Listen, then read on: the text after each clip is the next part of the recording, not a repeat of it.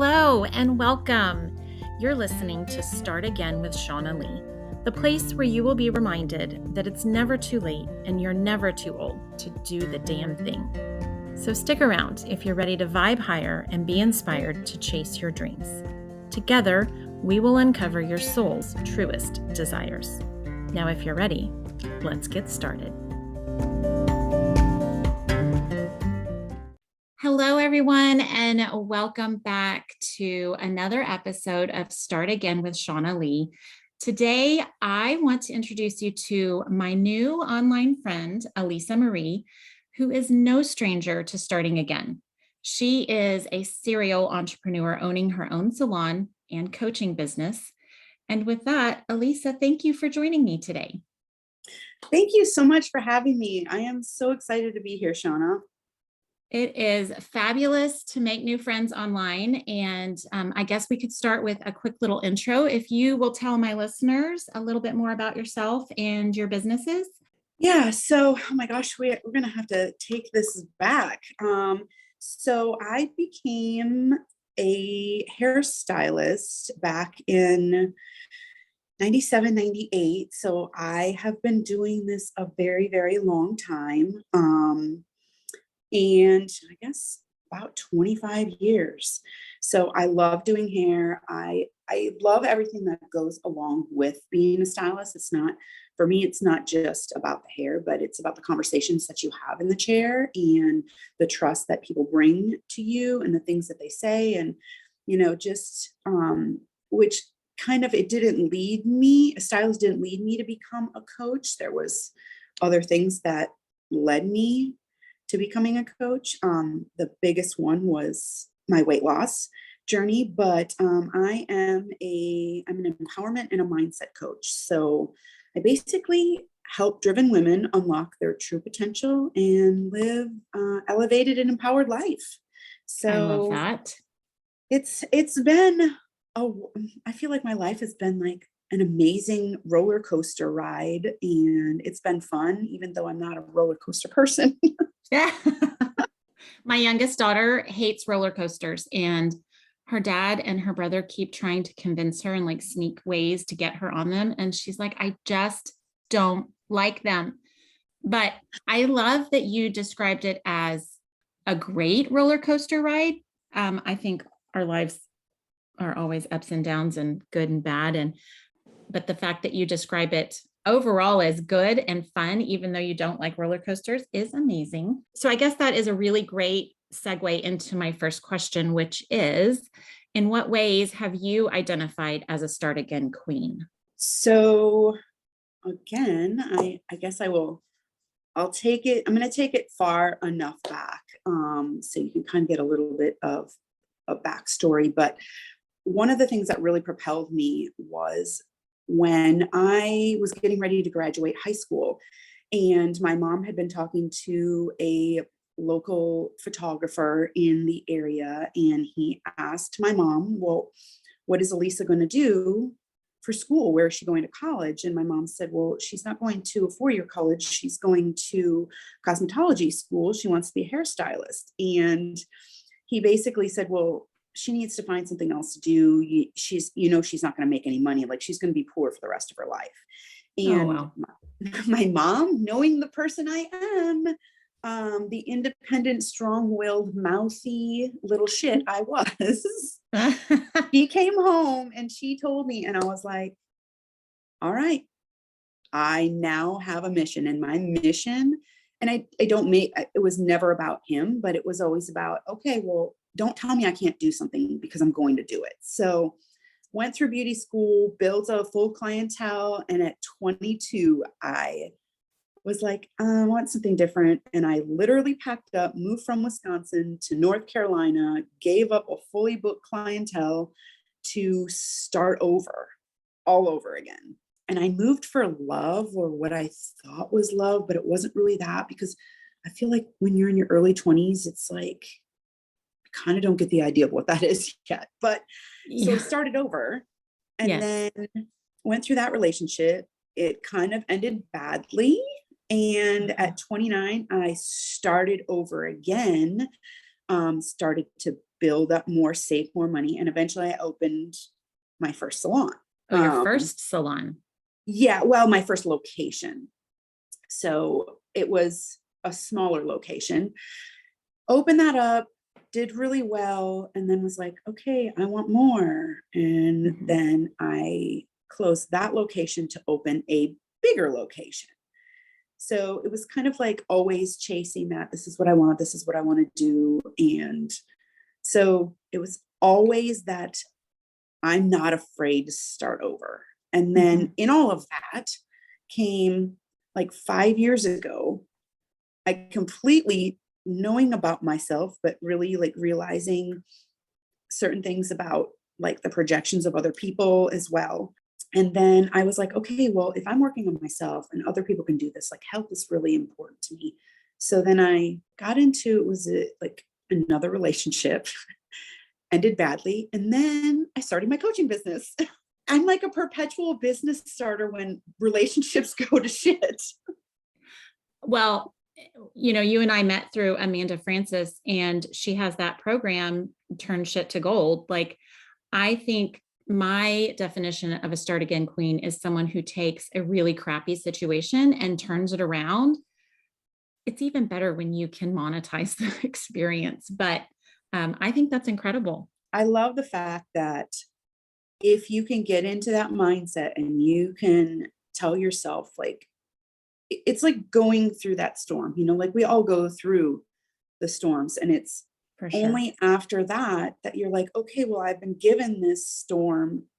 Sometimes we don't think of it as a gift, but I've been given this storm as a gift to get through, to use it into turning my life into something good. And I feel like I try to do that now that my mindset has actually shifted. So I tried to basically, as Amanda, turn shit to gold. I like to start over. I'm not afraid of change. So I think that's what the beauty of life is, we all have the opportunity to change anything and everything we do.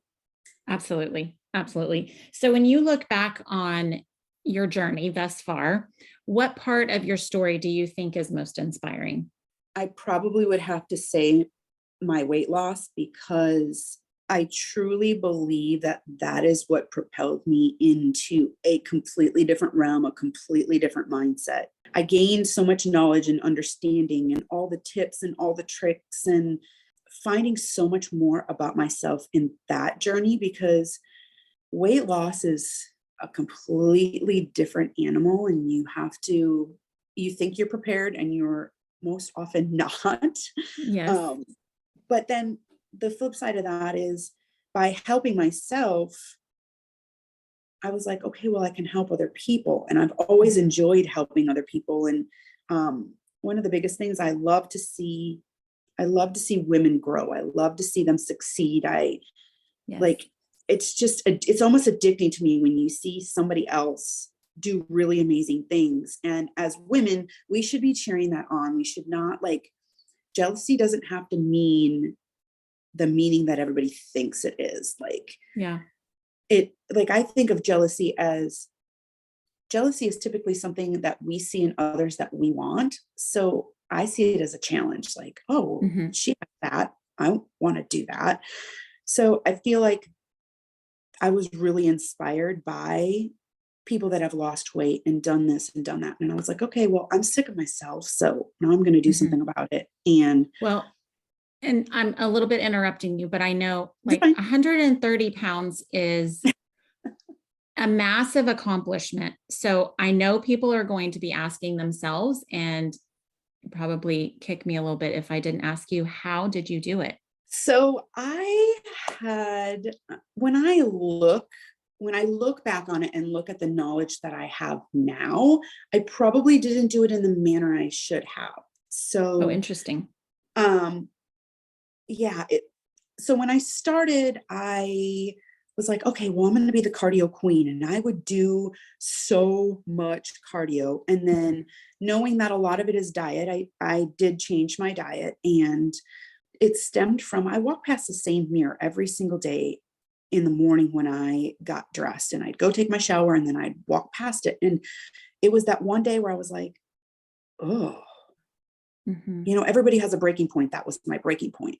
Yeah. And so I started by watching everything that I put in my mouth, everything. But I did a lot of it through like 2 shakes a day, 2 snacks a day, and then a low glycemic meal at night. And looking back now, I because I went after and I got my personal training certification in Mhm. nutrition as well.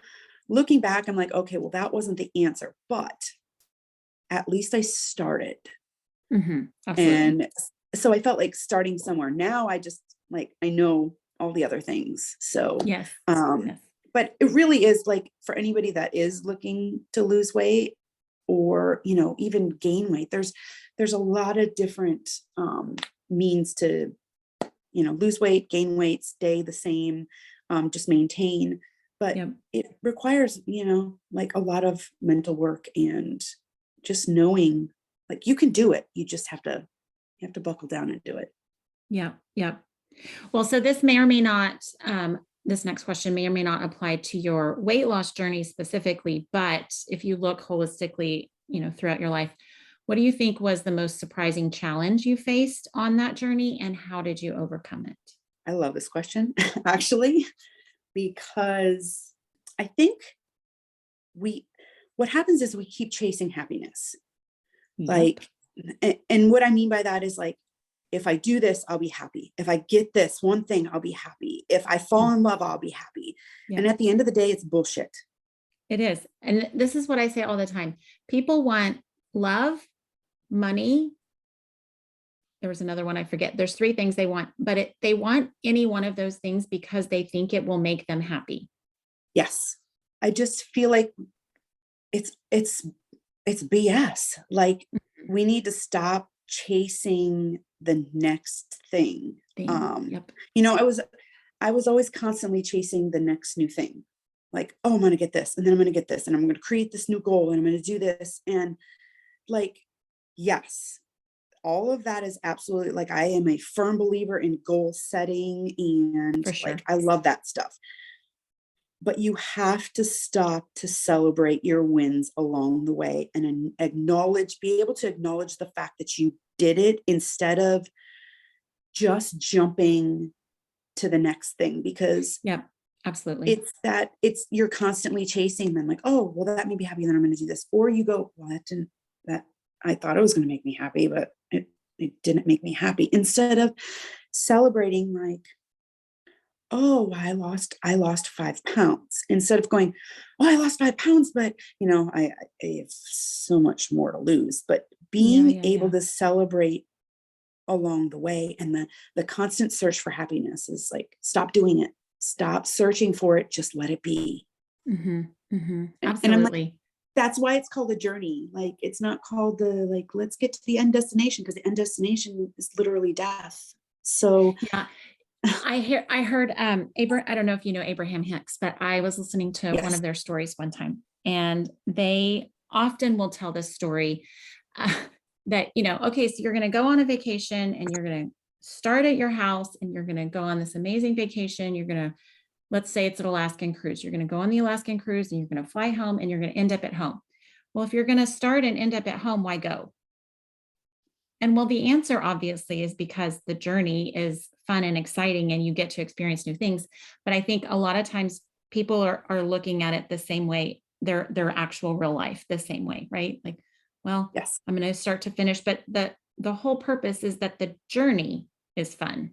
Like be happy now in the moment where you are. I also I will do this a lot of times because I'm the same as everybody else and I get caught up in the next goal and where am I going next? And I want to accomplish all these things that my to-do list is so long and it is always full that oftentimes I will just stop and say, all right, what did I actually do today? What did I accomplish? And when I take time to look at what I actually did, I'm like, holy shit, that was a lot. Like I did it list is so much more empowering than my to-do list or my next goal. So I give that suggestion a lot because I think it makes me feel so much better. Yes, absolutely. And like in my coaching, if we're goal setting, I hate the word to-do list because it Mhm. makes it seem so like yuck, like, oh, I have to do this. So Yep. I make everybody call it their ta-da list. And when Oh, I they do like that. something and they check it off, it's like, ta-da, I did it. So it Oh, doesn't seem yes. so daunting, like, oh, I have to do laundry, oh, I have to do this, or oh, I have to do that. Like, I'm a list maker, so Uh-huh. I love it, but I refer to it as a to-do list, so I that's like not that. so daunting. Yeah, you're combining the two together. That's good. Yes. Okay, so if you were to think back to the younger you, what advice would you give her? Oh, man. I I always want have to go, a oh, sweet girl. yeah, I have so much advice for her, and, like, even taking it back to not even just the young girl, like a little girl, taking it in the teenage years in my 20s, and you don't start to figure out who you are, I feel like, until you're in your 30s. Mhm. Um, and so my one of the biggest things is do not let other people's projection of their fears take control over you. And Absolutely. I did that for many years. And my mother and father are love them. But it was always a constant, don't do that, you're gonna hurt yourself. Don't, oh, well, we don't do that, or you can't do Mhm. this, or you can't do that. Mhm. And it's like the what and I'm not a parent, and if I had, advice for parents, like don't project your fears onto your children. Like let them be who they are because that's how they figure it out. And they're going to make Yep. mistakes. And so it was the projection of fears that I was like, mm-mm. So that, that's advice. Another funny advice would be invest in real estate, which I don't know if you really want to do that now, but like looking back, I'm like, oh my gosh, I should have invested more in real estate. Yeah. Yeah. Um, Yeah. and then I think, and I don't know, Shauna, if it was the same for you, but growing up, I was born in the 80s. So I was born in 1980, but you were told you kind of had to live that life.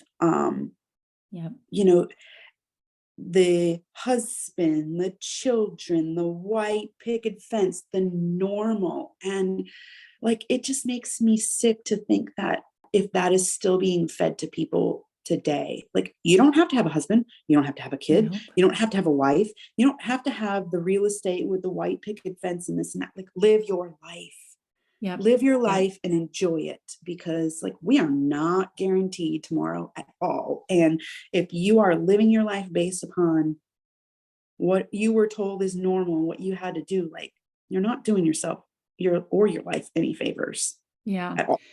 I would say yes, that is still the message that young kids are receiving. I do my best as a parent to shake that up a little bit. Like I have two older girls who have graduated, they've gone through college. They follow the steps, right? Like one daughter is married, the other one was on her way to getting married. And then I've got these younger ones who are still in school. And I started realizing I was having this conversation with a friend of mine recently, and I was like, this idea that kids have to go to college to get a quote unquote good job, I said, it is bullshit. And it really sets them up for a terrible, like, they go into a mountain of debt to work at a job that you are struggling for years and years to pay back. It's just kind of crazy to me. And I'm like, I want my children to be happy. I want them to understand what makes them happy and go do that. If that is working some corporate job because you like the challenge, then by all means go do that. And yes, you probably need to go to college. Not always, though. And I'm just like, and you're a great example of this, that going down the path of beauty school or a trade school to me is perfectly acceptable. And I like, that's a great living. That is a happy existence. And I would much rather see someone enjoy their work, no matter what that is, than chase a dollar and do what you think you're supposed to and then go into debt. And the whole thing is just kind of crazy to me now. And it really took me sending two of my kids through the process to realize that for myself, you know? Absolutely. And, it's like you have so many kids. So you're like, oh, I would do this differently. Like, this is what I thought I had to Oh, do. But 100%. now I don't want to do this. But it's like, I feel like it's slowly getting to the point in this world where people are understanding you don't have to go to a 4-year college. You can go to a trade school. Like, I know electricians that make over $100 an hour, Yep, and it's a great, I mean, trades are great. Trades are always going to be needed. But I absolutely. think figuring out what it is that makes you happy. So you could go to that 4-year college and go get that degree and then end up a job. And then you're like 5 to 10 years in, you're like, I'm miserable, miserable. So now you're spinning your wheels going, oh shit, what am I going to do now? Because I Yep, only went to school for this and I don't know how to do this. And we have hidden talents. We all do. We all have hidden talents yep, that have yet to be discovered, which is so fun about what I do in the coaching realm. Um, but everybody has a hidden talent. It's, if you're a marketing agent, you're not just a marketing agent. Like, you have correct. other talents. Like, Yeah, if yeah, you're yeah. a dentist, you're not just a dentist. You are somebody else. We all can be multifaceted, basically. Yeah. Yeah. Well, and doing this podcast has been really interesting to me because I'm getting to meet all these different people who have done exactly that, like gone down one path and decided, oh shit, I don't want to do that. Or it's not bringing me the happiness I thought, or I'm miserable in corporate America, like whatever the case may be. And realizing that they can change their mind and do something new. So Yes. empowering. And it's really super cool to watch how many people do it so many different ways. Because to your point, we all have different skill sets. We're good at different things. And what we enjoy is also very different than the next person. So I find this entire experience of this podcast feels a little selfish, if I'm being honest, because I get to talk to all these people and then just share the conversation. But I think it's super cool. So I am impressed with you and I love this outlook. My next question for you, though, is where are you going from here? What is next for you? Oh gosh. So I feel like I'm on a totally new journey now through all of this coaching. I'm still a stylist. So I work 4 days behind the chair. And then I'm what people would call off of work 3 days, but I'm not really off. Those are Right. the days that, like, it's nonstop. I never really get a day to myself. But I am going to be working with more coaching clients. That's really where I feel like it's at. For me, I am still going to be doing hair. I probably would love to cut back to like 3 days a week and sandwich that in the middle of my week, like a Tuesday, Wednesday, Thursday, and then still be able to do all the coaching around that. I love what I do, but I also feel like we all need to have that balance in our Mhm. life where we can do other things we enjoy too. So, but the coaching realm has really been amazing because yes, I'm an empowerment and mindset coach. And it's for various goals people have. So, like, I work with people on money mindset, goal setting, planning and building your confidence. Let's see what else. I've helped people walk them through like starting a business or creating those ideas. Mhm.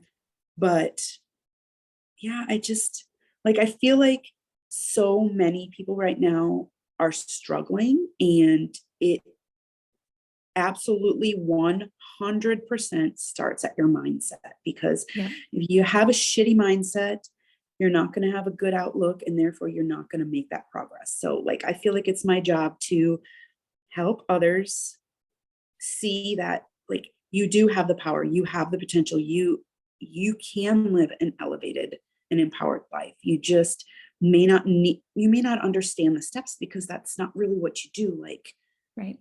your job may be something else. So I'm Well, and definitely sorry, I'm cutting you off again. I you're I also fine, you're think fine. I also think that a lot of times it takes having that third party be able to look from the outside in to be able to help identify what are those thoughts, what are those beliefs that are a part of your mindset today that need to shift, that you don't even realize you're walking around believing these things. So I think, having a third party coach can help you identify what is limiting you, what is limiting your view of what's possible.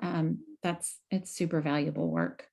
Yeah, for sure. And, a lot of it did stem from when I started my coaching business. It was health and fitness. And I Mhm. was like, hey, I'm going to help all these people lose weight. And then I got all these clients, and it really, like, it made me sit back and go, okay, well, they keep running in these same patterns. Why do they keep Yeah. running in these same patterns? And then it all boiled down to mindset. And I was like, okay, Yeah. so until they can change their mindset around food and health, and like, I'm torturing myself by working out. No, you're not. No, you're Yes. not. Yes. Like, you get to work out. You don't have, like, that's the biggest misconception is you get to work out. Like, you get to be healthy. You get to do all the things. You get to set your goals. You get to build that business. Like, we get to do whatever we want, but we Those, have to yeah, get our mindset right. We have to. yeah. And I think those are the most powerful words to start incorporating into anybody's vocabulary. I get to Yep. insert whatever the thing is, because it really does shift the way you are looking at the situation completely. Absolutely. Absolutely. Okay, so I obviously will include links and all of the things in the show notes, but how can people find you? So I spend most of my time on Instagram these days. So you can find me on Instagram. I'm under at Encompass Coaching by Aliisa. So if you like my stuff, I would love for you to like follow me, or even if you want to start a conversation, send me a DM. I love connecting with others. I love meeting new people. I love sharing knowledge and them sharing with me. So Yeah. definitely head on over and Encompass Coaching by Aliisa. I'm also on Facebook, but not as active there. I am going to be working on a Facebook group for my business, but so you can find me either under the same name on Facebook or Instagram. And then I have an email address as well that I can give you if anybody's interested in Perfect. reaching out that way. Perfect. Yes, I will definitely include all of that.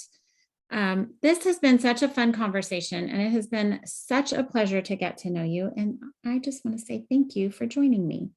You are so welcome. Thank you for having me on. I love sharing, and I love having like real conversations, because I feel like real conversations need to be had these days. Absolutely. Could not agree more. Okay, listen. Are you struggling to find what your true purpose really is? You should try journaling. At the very least, it will get you to a better feeling place than where you are right now. I've created a set of journal prompts to get you on your way to discovering who you truly are and where you want to go from here. My free download is called Journal Yourself to Joy, and it's available at shaunalee.com under Free Stuff. These are my tried and true journal prompts that will raise your energy, increase your positivity, and brighten your day. Download yours today.